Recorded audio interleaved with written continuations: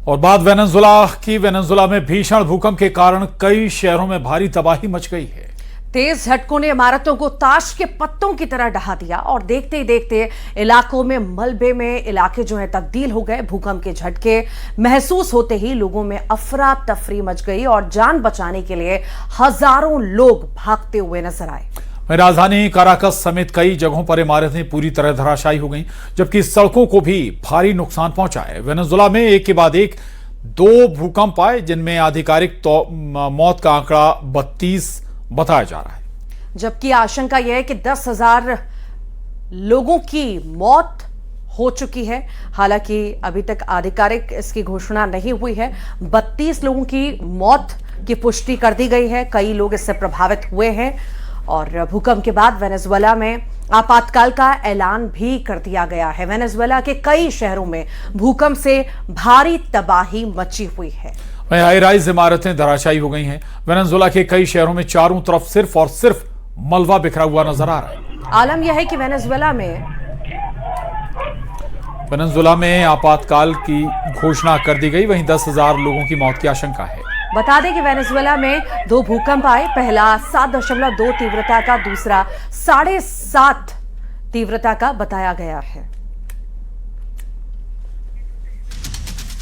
ये 2 तस्वीरें आपके सामने भूकंप से तबाही की तस्वीर आप देख रहे हैं। कई इमारतें गिरी और सब कुछ तहस तहस हो गया और उसके बाद आपातकाल का ऐलान किया गया। 3 तस्वीरें समंदर में लहरें उठती आपको नजर आ रही होंगी।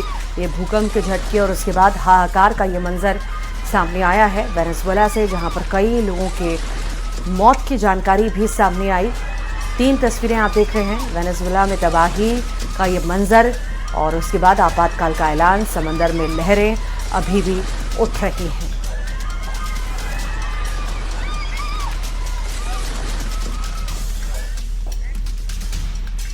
और अब आपको बताते हैं कि आखिर भूकंप आता कैसे है। दरअसल भूकंप के दौरान जमीन का एक हिस्सा ऊपर की तरफ जाता है और इस फॉल्ट में जमीन का एक हिस्सा नीचे की तरफ जाता है। दरअसल टेक्टोनिक प्लेट्स में घर्षण होने से जमीन का एक हिस्सा जो है आगे पीछे खिसकता है, जिससे कंपन होता है और भूकंप के झटके महसूस होते हैं। तो बता दें आपको आखिर भूकंप, हम तस्वीरें भी आपको दिखा रहे हैं वेनेजुएला की। दरअसल वेनेजुएला में 7.3 और 7.5 तीव्रता के 2 भूकंप के झटके महसूस किए गए। भारी तबाही अभी तक वेनेजुएला के अलग अलग शहरों में हुई है और इससे हजारों लोगों की जान जाने की आशंकाएं जाहिर की जा रही हैं। और जैसे ये भूकंप आता है, हाहाकार वहां पर मचता है। लोग अपनी जान बचाकर इधर से उधर भागते हुए भी तस्वीरों में आपको नजर आए। अब आगे बढ़ेंगे और कुछ खबरों का भी जिक्र करेंगे। पीएम मोदी ने वेनेजुएला में भूकंप पर दुख जताया है। पीएम ने वेनेजुएला की हर मदद का भरोसा भी दिया है। वेनेजुएला में आए भीषण भूकंप से हुई भारी तबाही से उन्होंने लिखा है कि मैं अत्यंत दुखी हूं। भारत की जनता की ओर से मैं वेनेजुएला की सरकार और वहां के लोगों के प्रति अपनी गहरी संवेदनाएं व्यक्त करता हूं। विशेष रूप से उन परिवारों के प्रति जिन्होंने इस आपदा में अपने प्रियजनों को खो दिया। हम घायलों के शीघ्र स्वस्थ होने की प्रार्थना करते हैं और इस कठिन समय में प्रभावित सभी लोगों के साथ एकजुटता से खड़े हैं, ये पीएम मोदी के द्वारा कहा गया है। उन्होंने कहा कि भारत इस संकट की घड़ी में हर संभव सहायता प्रदान करने के लिए तैयार है।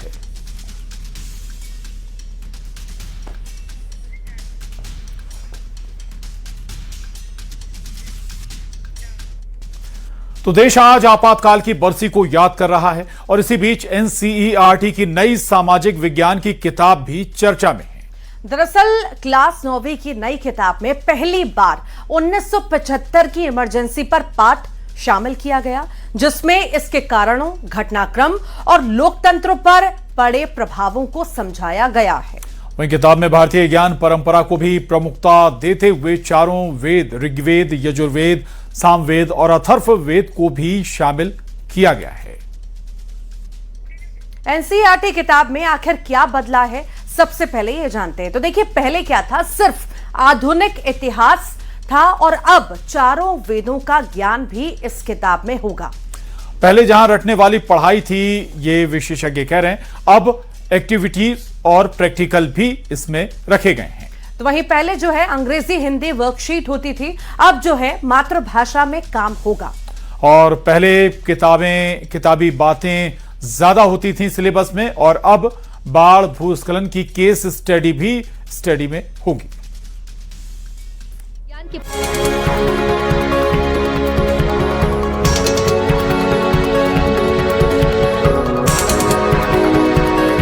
एनसीईआरटी की नई सामाजिक विज्ञान की पुस्तक understanding society India and beyond part 1 चर्चा के केंद्र में है।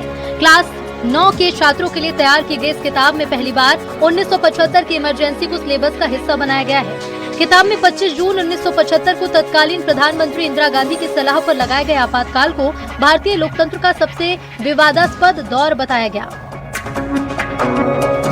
छात्रों को ये भी पढ़ाया जाएगा कि आपातकाल क्या होता है और भारतीय संविधान में इसके कितने प्रकार निर्धारित हैं। नए अध्याय में जेपी आंदोलन, बढ़ती महंगाई, राजनीतिक अस्थिरता और विपक्षी आंदोलन को इमरजेंसी के प्रमुख कारण के रूप में शामिल किया गया।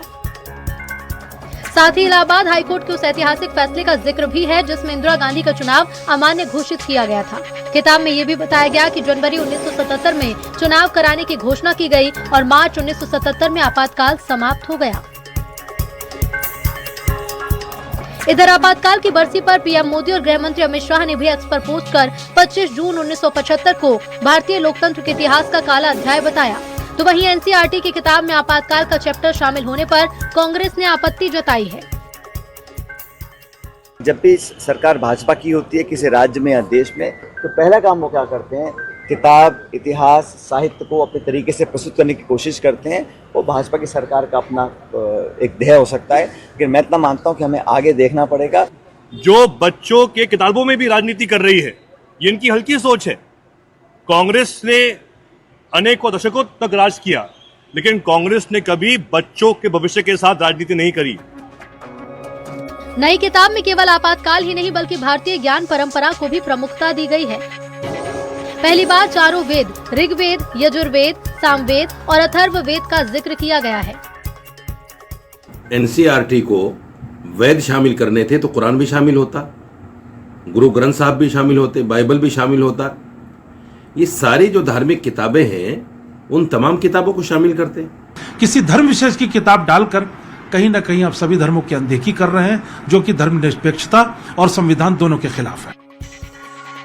एक तरफ इमरजेंसी जैसे ऐतिहासिक और राजनीतिक रूप से संवेदनशील विषय को सिलेबस में शामिल किया गया, तो दूसरी तरफ भारतीय ज्ञान परंपरा और महिला सशक्तिकरण जैसे विषयों को भी प्रमुखता दी गई है। ऐसे में नई एनसीईआरटी पुस्तक केवल इतिहास पढ़ाने तक सीमित नहीं दिखती, बल्कि छात्रों को लोकतंत्र, संविधान और भारतीय विरासत की व्यापक समझ देने की दिशा में एक बड़ा कदम मानी जा रही है। Bureau report, news 18। और देश के सबसे स्वच्छ शहर और मध्य प्रदेश की आर्थिक राजधानी इंदौर में मॉनसून की पहली बारिश ने नगर निगम के दावों को पानी पानी कर दिया है। महज कुछ घंटों की बरसात में करोड़ों का बजट और ड्रेनेज सफाई के बड़े बड़े दावे बह गए। शहर की पौष कॉलोनियां जलमग्न हो गईं और सड़कें तालाब में तब्दील हो गईं। अब इस अव्यवस्था को लेकर सियासत भी गर्मा गई है। कांग्रेस ने महापौर समेत निगम प्रशासन को आड़े हाथों लिया। ये तस्वीरें जब सामने आई, पहली बारिश में इंदौर पानी पानी नजर आया, करोड़ों रुपए खर्च, उसके बाद भी हालात आखिर क्यों जस के तस बने हैं, सवाल यही है।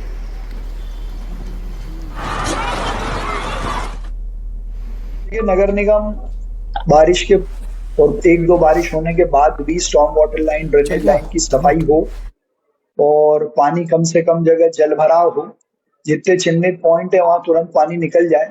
इसको लेकर अमला भी तैयार है, स्पेशल टास्क फोर्स जैसे बनाई थी पिछली बार वो भी तैयार है।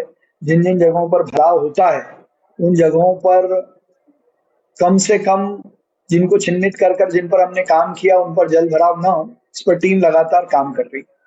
आदरणीय महापौर पुष्यमित्र भार्गव जी ने बीते 4 सालों, मुझे लगता है अगले 1 महीने बाद 17 जुलाई को पूरे 4 वर्ष हो जाएंगे नई परिषद को बने, महापौर जी को बने, और नवाचार के नाम से जिस तरह से इंदौर शहर का कबाड़ा करा है, तो अब है ना लोगों को, इंदौर शहर के लोगों को तो नवाचार जैसे शब्द से डर लगने लग गया कि नया नवाचार में पता चला कि लोगों का जीना भी मुश्किल हो जाएगा।